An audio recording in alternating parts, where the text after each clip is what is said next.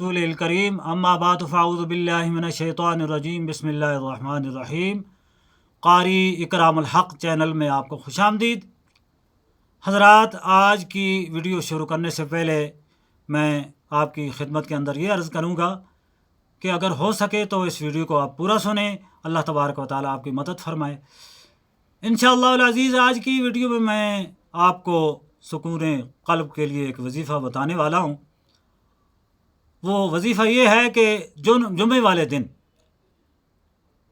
पहली अज़ान जब हो तो उससे पहले पहले आपने सूरह मुल्क, ये 29वीं पारी की ये सूरत है और ये मक्की सूरत है और इसकी 30 आयात हैं और इसके 2 रकू हैं।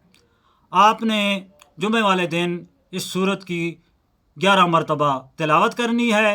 अव्वल आखिर आपने दुरूशी पढ़ना है। इंशाअल्लाह अज़ीज़ अल्लाह तबारक व तआला आपको सुकून क़ल्ब अता करेगा। कौन सी सूरत है? ये सूरह मुल्क 29वें पारी की ये सूरत है।